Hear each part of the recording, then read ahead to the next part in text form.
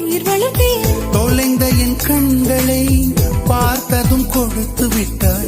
கண்களை கொடுத்து இதயத்தை எடுத்து விட்டாய். இதயத்தை பறித்ததற்காய் என் ஜீவன் எடுக்கிறாய்.